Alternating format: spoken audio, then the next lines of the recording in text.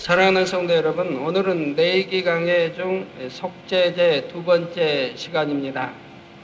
속죄제에서는 이스라엘 백성들이 죄사함 받는 방법과 함께 오늘날 우리가 어떻게 하면 하나님 앞에 죄를 사함받을 수 있는지 영적인 의미를 배우고 있습니다. 우리는 예수 그리스도를 우리의 죄를 대속하신 구세주로 믿고 회개할 때 모든 죄를 사함 받습니다.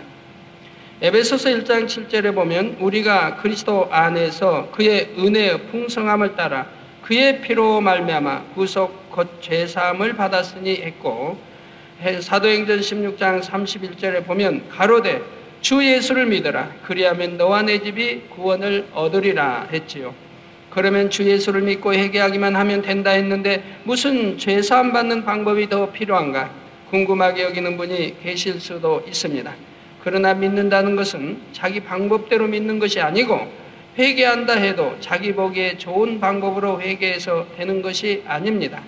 하나님께서 인정하시는 믿음을 가져야 하고 하나님께서 인정하시는 회개의 방법을 쫓아 순종하는 행함이 있어야 하지요. 그럴 때라야 어린 양 되신 주님의 보혈이 참으로 우리의 모든 죄를 사해 주실 수 있는 것입니다. 이사야 59장 1절 2절에 보면 여호와의 손이 짧아 구원치 못하심도 아니요 귀가 둔하여 듣지 못하심도 아니라 오직 너희 죄악이 너희와 너희 하나님 사이를 내었고 너희 죄가 그 얼굴을 가리워서 너희를 듣지 않으시게 하매니 하셨습니다. 우리의 죄로 인해 하나님께서 얼굴을 돌리심으로 우리의 기도를 듣지 않으신다고 말씀하십니다. 죄사함 받는 방법을 바르게 알고 온전히 순종하여 영적인 속죄제를 드릴 수 있다면 하나님과의 사이에 죄의담이 허물어집니다. 그러면 무엇이나 여러분이 구하는 대로 하나님께서 기뻐 응답하시는 것입니다. 사랑하는 성도님들, 오늘 말씀을 통해 속죄의 제사를 바르게 드리심으로 아버지 하나님과 자녀된 여러분 사이에는 어떠한 담도 남겨두지 않으시기를 바랍니다. 그래서 항상 하나님과 밝게 교통하며 응답받고 축복받는 여러분이 다 되시기를 주님의 이름으로 축원합니다. 사랑하는 성도 여러분, 속죄제는 제사를 드리는 사람의 신분에 따라 드려지는 제물과 방법이 달라지는데 먼저는 제사장의 속죄제에 대해 설명하고 있습니다. 제사장이 범죄하면 백성들 전체에게 죄를 입게 하므로 그 죄의 값이 크고 따라서 속죄의 제물도 가장 가치가 큰 흠없는 숫송아지로 드려야 한다 했습니다. 그리고 속죄할 때는 제물의 피를 손가락에 찍어 성소장 앞에 7번 뿌리고 또 성소 안에 분향단의 뿔에 그 피를 바릅니다. 그리고 남은 모든 피는 번제단 밑에 온전히 다 쏟아부어야 한다 했지요. 그 영적인 의미에 대해 다시 한번 요약하면 하나님 앞에서 회개할 때 먼저는 마음과 행함에서 온전히 돌이킴으로 죄를 털어버려야 한다 했습니다. 그리고 스스로 돌이켜 회개한 것은 아버지 하나님의 권위 안에서 인침받아야 하는데 이러한 의미로 발견되는 그 순간에 회개할 뿐 아니라 주일에는 하나님의 성전에 나와 회개하는데 성령의 역사 가운데 예수 그리스도의 이름으로 회개하는 기도가 있어야 하는 것입니다. 그러니까 가정에서 일터에서 회개를 이제 죄를 지었을 때 돌이켜 하셨겠지만 또 그 주에 이제 교회 안식일 날 이제 나와서 예배할 때 다시 한번 정리하신다 이 말입니다. 다시 한번 하심으로 하나님 앞에 깨끗함을 받아야 한다 이 말입니다. 이건 여러분들이 몰라서 못 하신 분도 있겠지만 대부분이 가르치지 않아도 여러분이 하시는 겁니다. 한 주에 있었던 일을 회개하시고 그리고 성전에 와서 예배 드릴 때 여러분 또 한번 다 정리하지 않습니까? 아버지 지난주에 나 이러이러한 죄를 지었는데 이제 청령이 돌이켰습니다. 주님의 보혈의 피로 깨끗하게 씻어주시고 다시는 이런 죄를 범치 않도록 은혜와 능력으로 입혀주옵소서. 이런 기도를 누구나 하시게 된다 이 말입니다. 그러니까 예배 전에는 10분 전에 15분 전에 먼저 와서 한 주에 있었던 일 정리하고 그리고 예배 볼 마음의 준비를 갖추고 그리고 묵도에 들어가도록 하셔야 되는 거예요. 시간 돼서 그냥 늦게 헐레헐레 그냥 이렇게 오시는 게 아니고요. 물론 이제 교회 차를 이용하시는 분들은 교회 차가 좀 늦어가지고 이렇게 정시 도착한다고 해서 늦게 오신 분들은 있겠지만, 그런 분들은 또 부지런히 차 안에서도 하시고 성경 오시면 간단하게라도 이렇게 해서 다시 한번 씻김 받는 이런 역사가 있어야 되겠습니다. 자, 또한 생명을 다하고 마음과 뜻과 중심을 다해 헌신적인 자세로 온전한 회개를 드려야 하는 것이고요. 이처럼 참된 회개를 드린 사람은 감히 하나님 앞에 거짓으로 회개할 수 없고 다시는 같은 죄를 범할 수가 없습니다.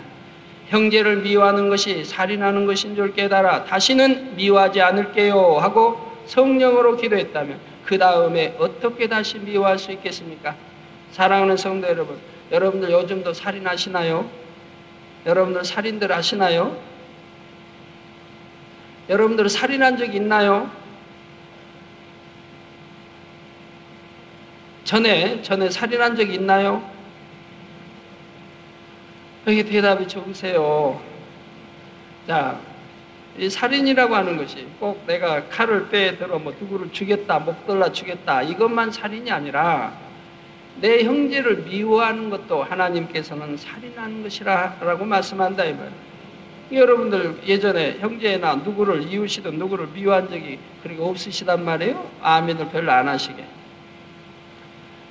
저는 감사한 게 있습니다.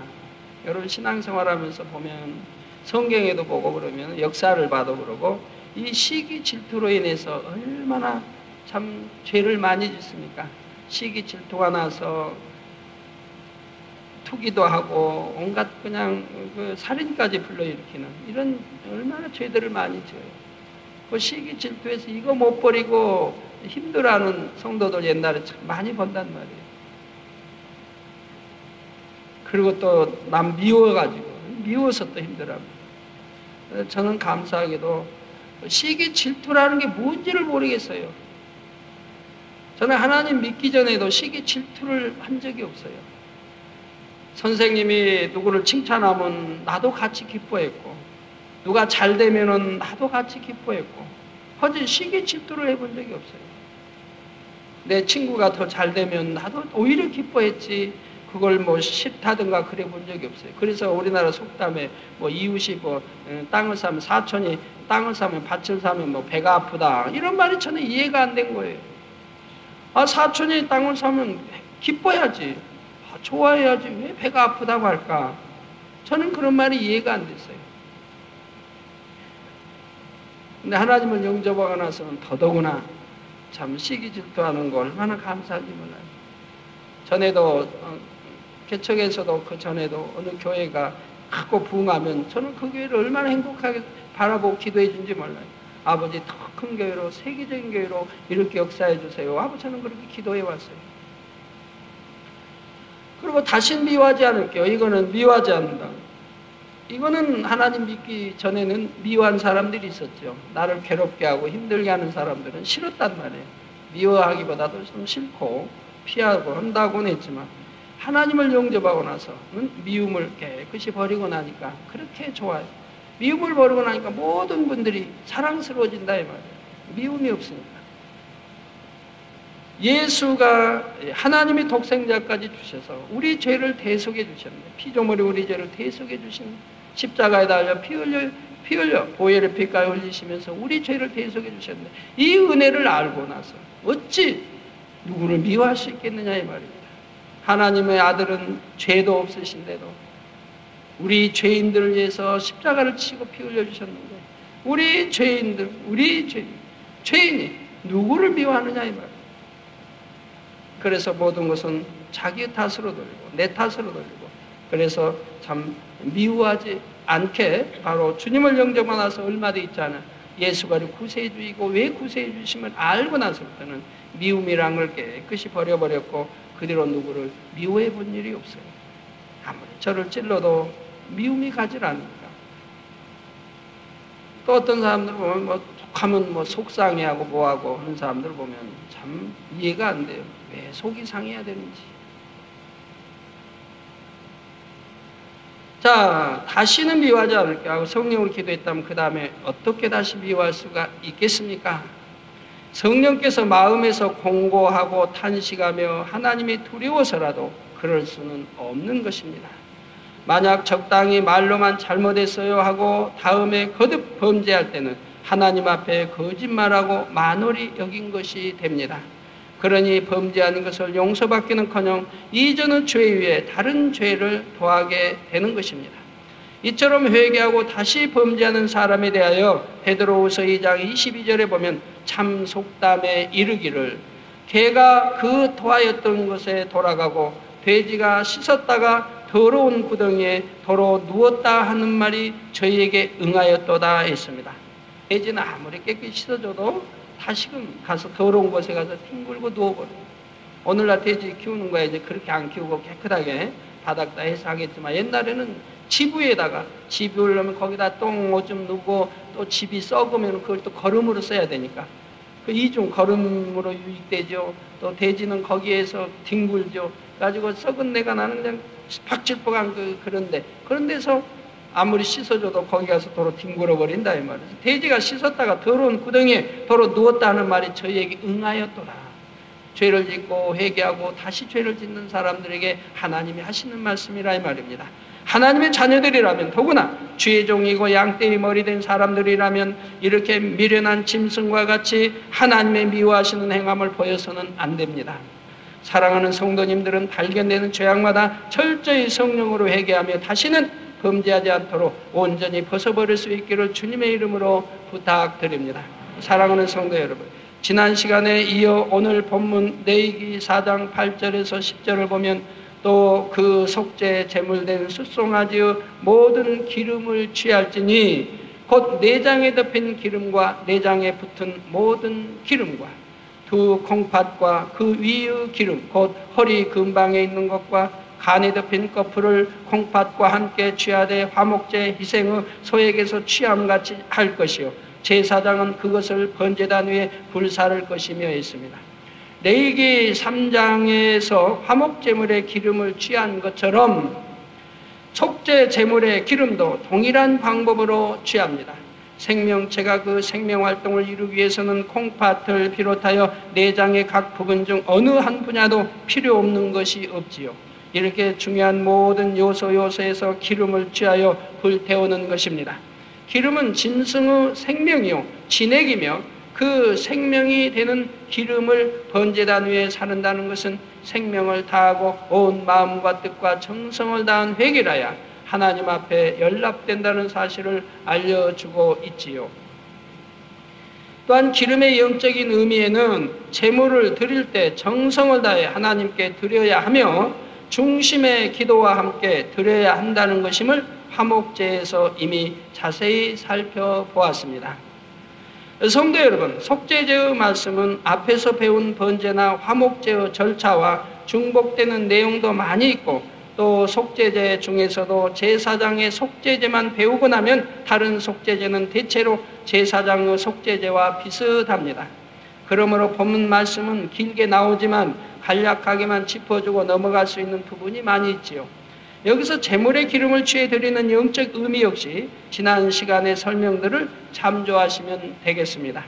다음으로 11절 12절을 보면 그 숫송아지의 가죽과 그 모든 고기와 그 머리와 다리와 내장과 똥 곧 그 송아지의 전체를 진 바깥 재버리는 곳인 정결한 곳으로 가져다가 불로 나무 위에 사르되 곧 재버리는 곳에서 살을 찌니라 하셨습니다. 번제의 예물은 성소한 번제단 위에 장작을 놓고 장작 위에다 모든 부위를 다 불사른다 했습니다. 그러나 속죄 제물은 기름과 콩팥을 제외한 모든 분야를 번제단 위에 사르는 것이 아니라 진 바깥에 재버리는 곳에 가서 불사르게 하시지요. 곧 이스라엘 백성들이 성막과 함께 광야에서 이동할 때 성막 주변에 진을 치고서 그 진 중에서 생활했는데 재버리는 곳은 백성들이 생활하는 진을 벗어난 바깥쪽에 따로 지정되어 있는 것입니다. 제물의 모든 것을 다 단에서 불사르는 번제와 달리 왜 속죄 제물은 진 바깥의 재버리는 곳에서 불살라야 하는 것일까요? 번제는 영적인 예배라 했습니다.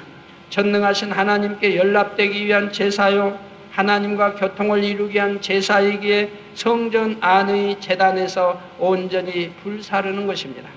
그러나 속죄제의 제물은 더러운 죄를 대속하기 위한 것이기에 성소 안에서 태울 수는 없습니다. 성소 밖으로 나가서 그리고 백성들이 거하는 지역에서도 떨어져서 완전히 불에 태워 버리는 것입니다. 그러니까 성전 안에서는 세상 대화도 하지 말라고 하나님이 말씀하시는 거 아니에요? 오직 진리로 말하고 진리로 듣고 진리로 보고 말하고 듣고 하라고 말씀하시는 거죠. 자, 오늘날도 우리가 회개할 때는 하나님 앞에 회개한 죄악을 완전히 벗어버림으로 우리의 삶에서 멀리 떠나도록 해야 합니다. 교만, 자존심, 세상에서 갖고 있던 구습, 하나님 앞에 합하지 않은 육체의 일들, 이런 것들을 다 성령의 불에 태워버려야 하지요. 그리고 이렇게 불에 태운 재물, 그 송아지는 안수한 사람 자신의 죄를 전가한 것이라 했으므로 이후로는 그 자신이 하나님께서 기뻐하시는 산 재물, 그 송아지와 같은 모습으로 나와야 합니다. 사람인 우리가 소와 같은 모습이 되라니 이는 무슨 의미일까요? 제사의 제물로서 송아지를 드릴 때 하나님께서 기뻐하시는 이유에 대해서는 번제에서 이미 설명을 했습니다. 첫째는 사람의 짐을 져준다 했습니다. 소는 사람의 짐을 져준다 이 말입니다. 또 사람에게 오직 좋은 것만 주고 피해를 주지 않는다 했지요. 세 번째로는 고기를 내주어 양식 삼게 한다 했고, 네 번째는 밭을 갈아준다 했습니다. 고기를 내어줘 양식, 우리 소의 고기는 몽땅 다 먹지 않아요. 머리도 먹고 골도 먹고 소리 뒷다리도 앞다리 하여튼 뭐 다 먹고 속꼬리도 먹고, 속꼬리도 봐서 비싸죠? 여하튼 비싼지 더 비싼 모르겠어요. 여하튼 속꼬리도 먹고, 제가 아플 때는 속꼬리 저기 마장동 소장동 거기서 어머님이 자꾸 사오셔서 속꼬리 과서 주시고들 했는데, 고기도 버릴 게 없어요. 뭐 소는 가죽도 다 필요하죠. 소 가죽 필요하죠. 소 가죽으로 뭐 핸드폰 야또 여러 가지 만들죠. 소 가죽. 그 소 또 털도 필요하고. 소는 버리는 게 없어요. 그리고 또 네 번째는 밭을 갈아줍니다. 오늘날은 기계들이 나와서 기계로도 갈지만 옛날에는 이제 소가 다 밭을 갈아 주었죠. 쟁기에 의해서 이제 쟁기를 끌어서 갈아 주었죠. 자, 그래서 이러한 소의 속성이 우리를 대속하기 위해 죽으신 예수 그리스도의 속성과 동일하다는 영적인 의미를 설명했죠. 그 소는 먹이도요, 다 들여서 풀 뜯어 먹거든요. 오늘날이야 빨리 키워서 그냥 팔려고 사료를 사서 주지만 옛날에는 사료값 그런 게 필요 없었다. 들에 아침에 갖다 매놓으면 새벽에 매놓으면 하루 종일 들에서 밥 달라고도 안 해요. 그냥 들에 있는 풀만 뜯어 먹고 살아요. 그럼 그 저녁 해질 때 되면 이제 다시 일터에서 들어가면서 소 끌고 들어가서 이제 요약간에 매놓으면 돼요. 그리고 이제 소밥을 특별히 주는 것도 풀 뜯어다 그거 집이고 그거 삶아서 밥에 주면 돼요. 지금처럼 뭐 사료 사다가 안 줘도 소는 저절로 자연적으로 저절로 이렇게 키울 수 있다 이 말입니다. 사람에게 조금도 피해를 주지 않아요. 그러므로 여러분이 회개하고 재물의 모든 부위를 불살라 드렸다면 이후로는 구약시대에 하나님께 드린 재물처럼 또한 속죄의 재물이 되어주신 주님처럼 변화되어 나와야 하는 것입니다. 주님을 대신하여 부지런히 양떼를 섬김으로 그 죄의 짐을 내려놓게 해주고 오직 진리와 선한 것으로만 공급해 주어야 합니다. 양떼에게 하나님의 말씀을 가르쳐 양식 삼게 하며 눈물과 인내와 기도로 헌신하여 그들 자신의 마음밭을 갈도록 도와주어야 하지요. 그 수많은 영혼들을 갈무리하여 그 마음을 옥토의 마음으로 성결된 하나님의 참 자녀로 변화시켜야 하는 것입니다. 이렇게 해나갈 때 하나님께서 내가 참으로 내 앞에 회개하였다 인정하시고 다시금 축복의 길로 인도해 주시는 것이지요. 사랑하는 성도 여러분, 그러면 혹시 성도님들 중에는 나는 제사장이 아니고 양떼니까 혹은 일꾼이니까 이 말씀은 나와 상관이 없는가 보다 이렇게 생각하시는 분이 계신지요? 그래서는 안 됩니다.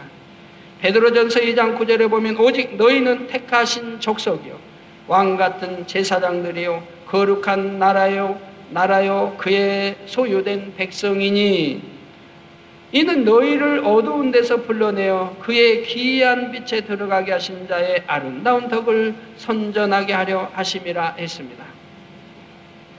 주를 믿는 여러분은 비록 직분은 주의 종이 아니라 할지라도 믿음에 있어서는 모두가 제사장과 같이 온전하여 참된 하나님의 자녀가 되어야 합니다. 직분에 상관없이 어찌하든 범죄하지 않고 거룩한 삶을 살아야 하며 범죄했을 때는 제사장과 마찬가지로 철저히 회개하고 죄에서 돌이켜야 하는 것이지요. 사랑하는 성도 여러분, 다음은 회중의 속죄제 곧 백성 전체가 하나님 앞에 범죄했을 때에 이를 사함받기 위한 제사법입니다. 레위기 4장 13절에 보면 만일 이스라엘 온 회중이 여호와의 금령 중 하나라도 그릇 범하여 허물이 있으나 스스로 깨닫지 못하다가 했지요. 온 회중이 죄를 범했다는 것은 오늘날로 보면 교회 전체가 범죄하는 경우입니다. 그러면 온 회중이 죄를 범한다는 것은 어떤 경우입니까? 교회 전체가 죄를 범하다니요. 자, 예를 들어 때때로 교회들 중에 보면 주의 종이나 장로, 권사 등 사람을 중심으로 당을 짓고 분란을 일으키는 경우가 있습니다. 그래서 서로 간의 의견이 대립되고 교회 안에서 심히 다투는 끝에 결국 원수 맺고 교회가 분리되는 경우도 있죠. 그래서 교회에 보면 장로파, 권사파, 목사파 이런 파로 나누어져 분란을 일으킨다 이 말이에요. 당을 짓는다 이 말이에요. 제가 전에 이제 전도사 때부터 부흥성회를 다녔는데 부흥성회를 다니면은 이제 그 교회들이 주로 왜 부흥성회를 통합니까? 교회 안에 분쟁을 막기 위해서 부흥성회를 많이 청해요.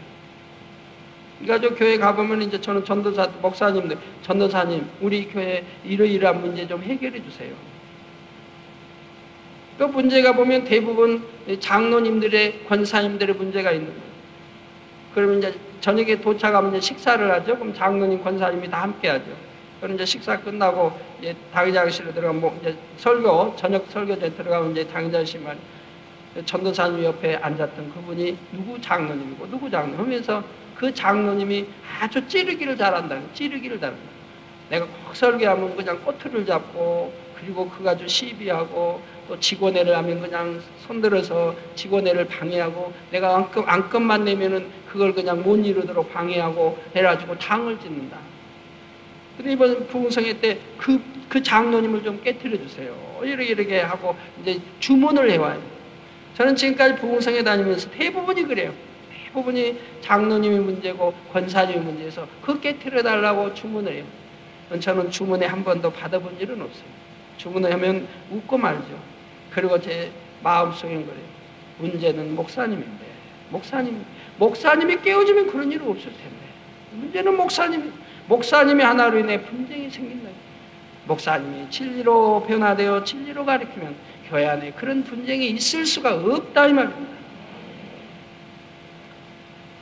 그래서 저는 열심히 어떤 장로님 지적하는 것, 권사님 지적하는 것도 누구 지적하는 것도 아니고 우리 하나님 은혜, 우리 하나님의 사랑을 전한다 이 말이에요. 그러고 나면은 대부분 화요일 저녁 예배가 끝나고 하면 목사님도 전도사일 때도 반드시 웃단에서 무릎 꿇고 저에게 회개를 했습니다. 성도들 보는 앞에서 전도사님 잘못했습니다. 내가 사건이었습니다. 지금까지 전도사일 때도 또는 목사일 때는 물론 말할 것 없이 대부분의 교회들이 회개를 성도들 보는 앞에서 했습니다. 그만큼 은혜를 받았다는 얘기죠. 목사님이 해결하고 나면 다 문제가 해결됩니다. 그리고 이제 집회 끝나려고 하면 이제 장로님들, 권사님들, 문제 있는 분들이 찾아와요. 찾아와서 참 강사님, 제가 다 잘못했습니다. 나는 목사님께 대들었고 목사님께 불순종하고 교회에서 문제를 일으키는 장본인입니다. 다 용서해달라고 이제 와서 회개하는 모습들을 보게 됩니다. 그래서 부흥성회 끝나고 나면 제가 이제 밤중에 출발하죠. 주로 이제 밤중에 목요일 이제 밤중에 아니면 금요일 새벽까지 할 때도 있고 그러면 출발하면 어디는 심리까지 따라 나와. 시골에 저기 그 어디 완후에는 차 타려면 심리가 돼. 차 타 나오는 산길이고 그래가지고 거기까지 걸어 나와요. 성도님들. 교회 밤중에 출발할 때도 보면은 밤중에 이제 끝나고 다 이제 집회 끝나고 뭐 끝나면 안 가고 기다리고 있다가 밤중 1시, 2시 출발해도 전부 교회 마당에 있다가 눈물로 꼭 전승오라고 그랬어요. 그래서 저와 가는 교회마다 헤어질 때 눈물로 전승하는 아니하는 교회는 저 본 적이 없어요. 예. 그래서 이렇게 교회 안에 파벌이 있으므로 해서 참 교회가 둘로 갈라지기도 하고 또 원수마귀 사단 역사함으로 하나님의 면하시니 부흥도 안 되고 문제 어려운 것들이 자꾸 생겨나는 것을 보게 됩니다. 물론 성도 가정이든 사업에도 아울러 함께 어려움이 찾아오게 되는 것이지요. 우리 교회는 지금까지 이런 파벌이 없었어요. 장로파 누구 파라는 게 없어봤어요. 오직 누구 파요? 한 파가 있는데 한 파 누구 파요? 한 파 누구 파? 오직 예수 그리스도 파밖에 없어요. 우리는 오직 예수 그리스도 정점으로 해서 나가는 거지 누구 파가 없다 이 말이에요. 당회장 파가 있습니까? 우리 뭐 장로님 뭐 수석 장로님 파가 있습니까? 없다 이 말입니다. 오직 예수 그리스도 파여야 하는 것입니다. 사도 바울 당시에도 고린도 교회 성도들이 나뉘어 스스로 말하기를 혹은 바울에게 혹은 아볼로에게 속하였다고 혹은 게바 즉 베드로에게 혹은 그리스도에게 속하였다는 기록이 나옵니다. 이때 사도 바울은 모든 성도가 오직 그리스도께만 속해야 한다고 단호히 경계하는 것을 볼 수가 있지요. 이렇게 당을 지어 교회 안에서 분쟁을 일으키기 시작하면 나중에는 대부분의 성도들이 그 분쟁에 휩쓸려 서로 허물을 말하며 감정을 품는 등 하나님 앞에 범죄하게 됩니다. 그래서 우리가 교회 전체가 하나님 앞에 죄를 범하여 큰 담을 만들게 되는 것이니 이런 일이 결코 있어서는 아니 되는 것이라 이 말입니다. 파가 있을 수가 없어요. 오직 그리스도 안에 속하게 되는 것입니다. 또 다른 예를 들면 양떼의 머리된 일꾼들이 단합해서 주의 종을 대적하거나 결국 쫓아내는 일도 있습니다. 진리에 비춰볼 때는 상상할 수도 없는 일입니다. 만약 하나님의 종이 좀 부족하다 해도 양떼 편에서 악하게 행하여 종을 추방하는 이런 일은 하나님께서 용납하실 수 있는 일이 아니죠. 그러나 오늘날 그런 일들이 비일비재하다 이 말이에요. 양떼오는 이제 힘센 장로님이 선동을 하죠. 거기에 몰려가지고 해서 결국은 뭐 참 추방하게 이르는 이런 경우들이 참 많이 있는 걸 보게 됩니다. 그러나 우리 교단은 그런 게 없습니다만 물론 없어야 하고요. 주의 종은 하나님 겁니다. 하나님의 종입니다. 우리 주님의 종입니다. 그래서 주인 마음대로 해야 되는 거예요. 양떼 마음대로 하는 게 아니에요. 주인 마음대로 하는 것이라 입니다. 그래서 주의 종이 잘못하면 하나님이 치료하시는 거예요. 징계하시는 거예요. 또 주의 종이 잘못하면 양떼 편에서 오직 기도해야 되는 거예요. 하나님, 우리 주의 종, 우리 목자를 통해 자복시켜서 정말 진리대로 행하고 진리대로 가르치게 해주세요. 기도하시든가 아니면은 아버지 소경이 인도하여 우리까지 구덩이 빠지니 아버지 하나님 차라리 하나님께서 어찌 역사해 주세요. 하나님께 주님께 기도하여 주님이 역사하시도록 해야 한다. 사람 편에서 하면 안 된다. 이런 건 죄의 담이 된다 이 말이에요. 이런 큰 담이 되는 거예요. 오직 기도를 해야 됩니다. 근데 사람 편에서 뭐 자주어지고 해봐요. 그럼 하나님은 놔둬버리세요. 놔둬버리세요. 양떼가 그리지 않고 오직 기도하면 하나님이 다 역사하시는 건데 그러지 않는다. 그러나 여러분이 볼 때 정말 사꾼이 있습니다. 정말 볼 때 이건 죄종은 아니다. 아무리 죄종이 어리다 할지라도 아무리 죄종이 빈약하다 할지라도 죄종은 죄종이기 때문에 섬겨야 한다 이 말이에요. 근데 볼 때 이건 사꾼이에요. 하나님의 종이 아닌 것 같아. 사꾼이에요. 사꾼이라 할지라도 다 절차를 밟아야 한다. 보니까 영적으로 잘못됐다든가 아니면 귀신의 자극을 받는다든가 아니면 진리의 입에 대게 막 가리킨다든가 기도도 뭐 부리죠 못하게 한다든가 하여튼 입에 대게 가리킨다든가 이렇게 해서 볼 때 사꾼이겠다 싶으면은 그때는 교단이 있고 교회가 있다면 거기에 참 알려서 교회에서 사실인가를 확인해보고 교회에서 치리하도록 해야 한다 이 말입니다. 자, 성경에 보면 다윗은 하나님의 사랑받는 사람이에요. 자기 왕으로 기름 부음 받은 입장에 있으면서도 자신을 죽이려 하는 사울 왕을 죽이지 않았습니다. 사울은 악인이요, 이미 하나님께 버림받은 사람이지만 그러나 한번 하나님께 기름 부음 받은 자였기 때문에 다윗조차도 감히 그에게 손을 대지 않았던 것입니다. 이게 진리이기 때문에 성경은 자세하게 기록하고 있다. 이 분야를 여러 차례 자세하게 기록하고 있다 이 말입니다. 사울 임금은 하나님이 이미 버리셨다 이 말입니다. 그러므로 악기가 들어가서 약한 영이 들어가서 괴롭히고 늘 했던 거 말이에요. 또 하나님이 자기 왕으로 기름 부은 다윗인 줄 알면서 다윗을 잡아 죽이려고 지금 쫓아다닌다 이 말이에요. 그러면 하나님을 완전히 대적하는 자예요. 그 얼마나 많은 사람을 죽이고 제사장도 죽이고 막 했다. 완전히 죽일 자라 이 말이에요. 도저히 구원받지 못할 자라 이 말이에요. 그런데도 다윗은 쫓겨다니면서도 이 사울 왕을 죽일 기회가 여러 번 왔는데도 죽이지 아니했더라 이 말입니다. 왜? 그래도 비록 하나님이 버리셨어도 하나님의 기름 부음 받은 종이기 때문에 다윗은 죽이지 않았다 이 말입니다. 이게 진리라 이 말입니다. 하나님의 종은 하나님께서 친히 치리하시는 것이요, 교회 안에 현실적으로 어떤 문제가 있다면 교회 법과 교단의 법에 따라 선 가운데서 해결해야 하는 것입니다. 어떤 감정이 있는 게 아니라 선 가운데서, 진리 가운데서 해결해야 합니다. 그러지 못하고 사람 편에서 서로 흠을 보고 상대의 부족함을 찌르며 시시비비 다투다 보면 결국 온 회중이 범죄에 휩쓸리게 되는 것입니다. 성도 여러분, 교회 안에 어떠한 문제가 있다 해도 하나님의 말씀에 비춰보면 다 답이 나옵니다. 원수까지도 사랑하라 했는데 원수도 아닌 형제간에 서로 원망하고 미워하며 자신의 눈에 들보는 보지 못하고 상대의 눈에 티만 찢어가려 하는 것입니다.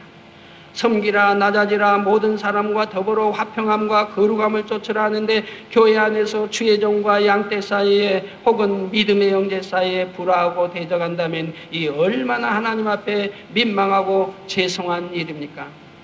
그렇기 때문에 제가 단에서 누차 여러분에게 성도 간에 돈 거래하지 말라고 하는 게 그거예요. 세상에도 형제 간에 부모 자식 간에도 친구 간에도 돈 거래했다가 등지고 원수 맺으니까요. 더군다나 교회는 믿음의 형제의 거제는 진리 안에 사는 거예요. 어떻게 하면 교회 부흥시키고 어떻게 하면 더 말씀 안에 살고 이런 진리 대화하는 것이지 뭐 돈 이야기 사업 이야기 하는 것이 아니라 이 말이에요. 그렇기 때문에 그런 형제 간의 동거래 일체 우리는 못하게 여러분들에게 하나님이 개척 때부터 저에게 주신 말씀입니다. 너희 양떼 안에는 동거래 일체 못하게 하라. 계모임도 있어서는 안 된다. 이것이 반드시 사단이 개입하여 분쟁을 일으킨다고 하나님 말씀하신다. 요한일서 3장 10절에 이러므로 하나님의 자녀들과 마귀들의 자녀들이 나타나나니 무릇 의를 행치 아니하는 자나 또는 그 형제를 사랑치 아니하는 자는 하나님께 속하지 아니하니라. 그러니 교회 안에 이런 일이 있어서 온 회중이 범죄하게 되면 하나님께 지킴받지 못하고 시험할 난이 옵니다. 교회가 부흥이 멈추고 심할 때는 회파되기도 하며 성도들의 가정과 사업터에도 축복이 막혀 여러 가지 어려움이 임하게 되죠. 그러니 이런 경우는 회중이 신속히 그 죄를 깨닫고 하나님 앞에 철저히 회개하여 그 담을 헐어야 합니다. 그래야 모든 시험 환난이 떠나가고 하나님과의 관계가 회복될 수 있는 것이지요.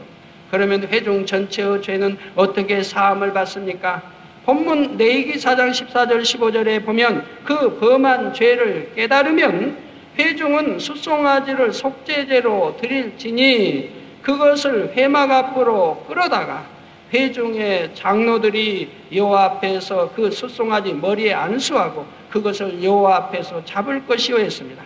제물로서 가장 귀한 숫송아지를 드리는 것은 회중 전체의 죄를 대속하기 위해서는 그만큼 큰 예물을 드려야 하기 때문이지요. 그런데 여기서 제사장의 속죄제 또한 동일하게 숫송아지로서 드렸다는 것을 생각해 보면 주의 종 한 사람의 책임이 얼마나 큰 것인지 다시 한번 깨달아야 합니다. 하나님의 기름 부음 받은 종이기에 그 권위와 권세는 하나님께서 지켜주시지만 진리를 벗어나 범죄할 때는 양떼나 일꾼보다 더 중한 징계가 따른다는 사실입니다. 그러므로 주의 종들은 철저히 죄에서 멀어지며 누구보다도 더욱 거룩한 삶을 살아야 함을 명심하시기 바랍니다. 성도 여러분, 제물인 송아지의 장로들이 안수하는 것은 백성들을 대표해서 안수하는 것입니다. 원래는 범죄한 모든 백성들이 일일이 안수해야 하지만 그 수많은 사람들이 다 안수할 수는 없으므로 장로들이 모든 백성을 대신하여 안수하는 것이지요. 오늘날도 장로를 세울 때는 교회의 대표가 되기에 합당한 사람들을 세워야 하며 그들은 교회를 책임질 수 있어야 합니다. 이처럼 교회 전체가 범죄한 일이 있을 때도 누구보다 앞서서 하나님 앞에 책임을 지고 철저히 회개하는 행함을 보여야 하는 것이지요. 물론 장로들만 회개해서 되는 것이 아니라 모든 양떼들이 다 같이 회개해야 하지만 장로와 같이 양떼의 머리 된 사람들이 그만큼 중요한 위치에 있다는 사실입니다. 이제 나머지 절차는 제사장의 속죄제와 같습니다.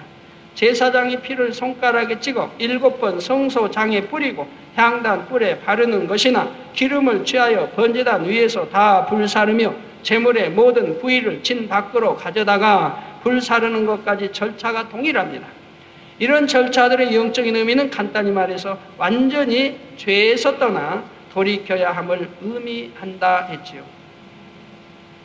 이렇게 해서 회중 전체가 마음을 모아 회개하고 나면 다시는 범죄하는 일이 없어야 하는 것이고요. 제사장과 회중의 속죄제 다음에는 족장들과 평민의 속죄제가 나옵니다. 족장이란 백성들의 머리로서 오늘날은 직분을 맡은 일꾼들을 의미하며 평민이란 일반 양떼들을 의미합니다. 이들의 속죄제에 대해서는 다음 시간에 이어서 증거하겠습니다. 결론을 말씀드립니다. 사랑하는 성도 여러분, 역대하 7장 14절에 보면 내 이름으로 일컫는 내 백성이 그 악한 길에서 떠나 스스로 겸비하고 기도하여 내 얼굴을 구하면 내가 하늘에서 듣고 그 죄를 사하고 그 땅을 고칠지라. 내 이름을 일컫는 바 내 백성이, 하나님의 자녀들이 그 악한 길에서 떠나 스스로 겸비하고 기도하여 내 얼굴을 구하는. 겸비해야 된다. 입술로만 잘못했어요, 안 그럴까? 정말 겸비해 중심으로 돌이켜야 한다 이 말이에요. 그리고 기도하여 내 얼굴을 구하는, 즉 하나님을 찾는다. 내 얼굴을 구하면 내가 하늘에서 듣고 그 기도를 듣고 그 죄를 사하고 그 땅을 고친다. 막 사업도 일다가 꼬였으면 하나님이 해결해 줄 것이고, 병들었으면 치료해 줄 것이고, 가정이 풍파가 있으면 잠잠케 평안케 해결해 줄 것이고, 하나님 아버지가 다 해주신다 이 말입니다. 만약 하나님의 백성들이 범죄하여 어떤 재앙이 임할 때라도 겸비하게 돌이켜 회개하면 하나님께서 그 기도를 들으시고 죄를 사하신다는 약속입니다. 그러나 그러기 위해서는 말로만 회개의 기도를 드리는 것이 아니라 반드시 그 악한 길에서 떠난다는 조건이 붙습니다. 하나님의 백성들이 속죄제를 드리는 것도 그저 정해주신 규율에 따라 제물을 바치는 것으로 다 되는 것이 아닙니다. 행위적으로 모든 절차들을 기록해 주셨으되 반드시 그 안에 담긴 영적인 의미를 알아 참된 회개를 할 때라야 그 속죄의 제사가 연락되어지는 것이지요. 오늘날 하나님의 자녀들도 잘못했노라고 기도하고 회개하는 중심으로 예물을 심는다 해도 이것이 전부가 아닙니다. 정녕 마음 중심에서 돌이키고 죄악에서 떠나는 행함이 있어야 하나님께서 그 회개를 받으시는 것입니다. 우리는 하나님께 죄의담이 없으면 구하는 것마다 응답받습니다. 구하라 주실 것이요, 찾으라 찾을 것, 두드리라 열 것이요. 죄의담만 없으면, 내가 또 모르고 죄의담이 있는 것도 있는 것이고 다 헐어버려야 합니다. 말씀을 통해 은혜를 받으시면 그런 죄의담이 발견되게 되고 다 헐어버려야 됩니다. 여러분이 신앙생활하면서 혹여 기쁘지 않은 때가 있습니까? 은혜가 떨어집니까? 충만했는데 그 은혜가 떨어집니까? 또는 기쁨이 없습니까? 평강이 없습니까? 성령의 역사는 우리 안에 기쁨이요 평강입니다. 항상 평안을 주시고 평강을 주십니다. 꼭 기뻐야 돼. 네 기쁨이 없다, 공부하다, 힘들다, 은혜가 떨어진다, 충만함이 없다 할 때는 반드시 하나님과 죄의담이 있습니다. 죄의담이 있으므로 그렇게 되어진다. 죄의담을 헐어버렸어요. 그러면은 다시 기쁨과 평안이 임하고 평강이 주어지고 성령의 충만함을 입게 됩니다. 이건 분명한 거예요. 이런 걸로 우리가 성령의 음성과 성령의 역사로 나를 점검을 할 수가 있다. 내가 혹이 하나님과 제의담입니다. 자, 이렇게 회개가 하나님 앞에 연락되고 죄의담이 벌어지면 반드시 그에 따른 증거가 보입니다. 질병으로 고통받던 사람들은 질병이 떠나가고 시험환란이나 각종 문제들이 있었다 해도 하나님의 역사 가운데 다 해결을 받게 되지요. 사랑하는 성도님들은 빛 대신 하나님의 자녀들답게 결코 범죄하지 않으므로 어둠 가운데 거하지 않으시기를 바랍니다.